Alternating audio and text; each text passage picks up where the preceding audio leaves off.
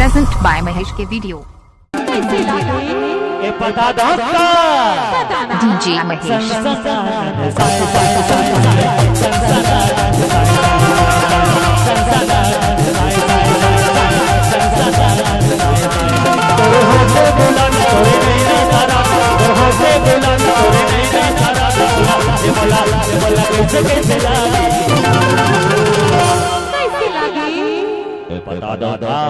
बता रहा थक थक दिला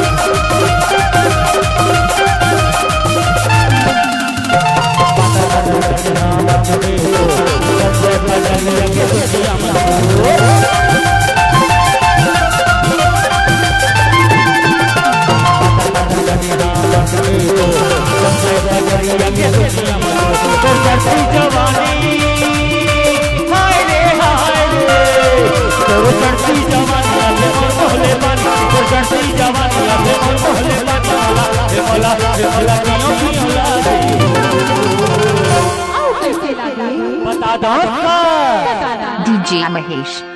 तुम दिल की धड़कन में रहते हो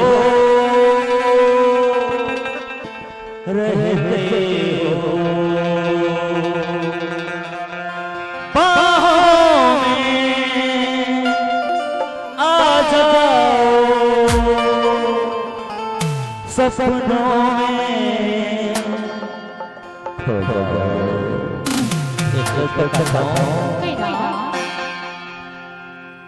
दिल पे तेरे प्यार का पैगाम लिख दो, दिल पे तेरे प्यार का पैगाम लिख दो। आजा जिंदगी में तेरे नाम लिख दो, आजा जिंदगी में तेरे नाम लिख दो।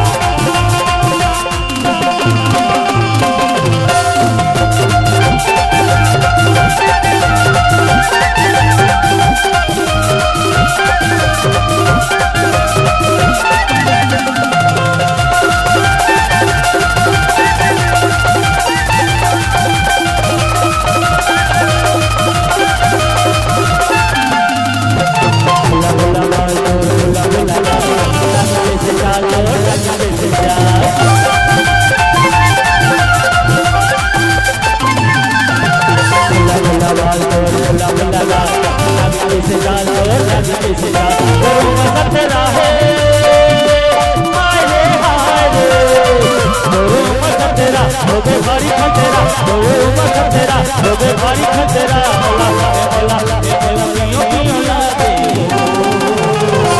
कैसी लगी पता दाम का ना बता सही बात DJ Mahesh. अब थक गए हो नहीं थक गया नहीं थके हम बता तब तो कहो कहना थक थक हंसी लगा मैं सब भगा दिला तोरे होठे बुलंद तोरे नैना तारा तोरे होठे बुलंद तोरे नैना तारा बोला कैसे कैसे लागे कैसी लगी बता सही ना ला ला ला ला ला ला ला ला ला ला ला ला ला ला ला ला